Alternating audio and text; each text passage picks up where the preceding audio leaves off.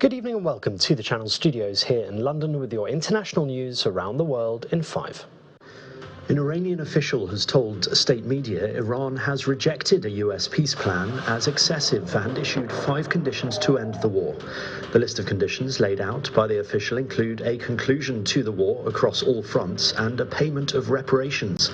Iran had earlier received a 15-point proposal from the US, according to reports from Pakistan, which is acting as an intermediary. The US plan, which has not been made public, reportedly includes Iran dismantling its nuclear facilities in exchange for the lifting of sanctions. As we begin today's discussions, we do so mindful that remembrance carries responsibility. Honoring the victims of this tragedy requires more than recalling the past. Slavery was the most horrendous crime that took place in the history of mankind, Ghana's foreign minister has said, ahead of a landmark vote at the UN General Assembly. Member states are set to vote on a resolution led by Ghana to recognise the transatlantic slave trade as the gravest crime against humanity. The proposal urges UN member states to consider apologising for the slave trade and contributing to a reparations fund. The resolution is likely to face resistance, as countries like the UK have long rejected paying reparations, saying today's institutions cannot be held responsible for past wrongs. But the proposal's advocates, which include the African Union and Caribbean community, say it is a step towards healing and justice. Democrats are projected to win a special election for a Florida legislative district that includes Donald Trump's Mar-a-Lago home in Palm Beach, marking another upset in the president's backyard. So you have to do the work. You have to go knock every door. Democrat Emily Gregory, a first-time candidate, defeated Trump-backed Republican John Maples in a race for open Florida District 87 state house seat. The result is a reversal from 2024, when a Republican won the district by 19 percentage points. Democrats have performed well in special elections during Trump's second term, and Gregory's victory could indicate momentum for the party heading into this year's congressional midterm elections.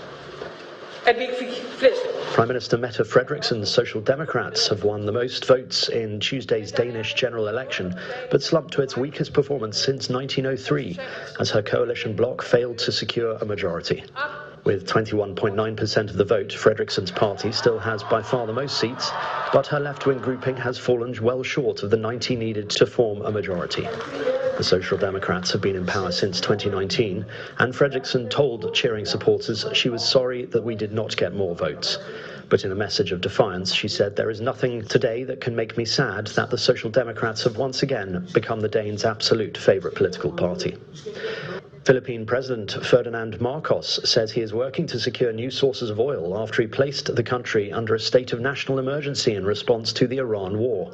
Marcos told Filipinos in a televised address that the government would procure 1 million barrels of oil to add to the current stock, which is good for 45 days. The Philippines, which imports 98% of its oil from the Gulf, became the first country to declare an energy emergency after local diesel and petrol prices more than doubled in the country since the war broke out. The US-Israel war with Iran and the effective closure of the Strait of Hormuz, a key shipping route, have sent shockwaves through global energy markets, causing shortages and price rises. Marcos said the emergency declaration late on Tuesday would give the government the legal authority to impose measures to ensure energy stability and protect the broader economy. My name is Aramis of the King's Musketeers. You are brave and honourable and kind. And more than 350 years after the death of the legendary French musketeer D'Artagnan, remains have been found under the floor of a Dutch church that may well have been his.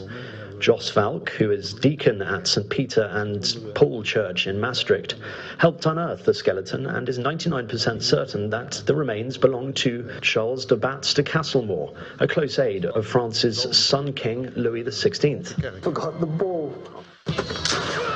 Who was later known as Count D'Artagnan. D'Artagnan was killed during the siege of Maastricht in 1673, but later immortalised in the adventure stories of Alexandre Dumas as a friend of the Three Musketeers. His remains were long rumoured to have been buried in the church, but no evidence has been found until now. I was quaking in my boots. And that's your international news around the world in 5. Now back to the Channel Studios in Lagos.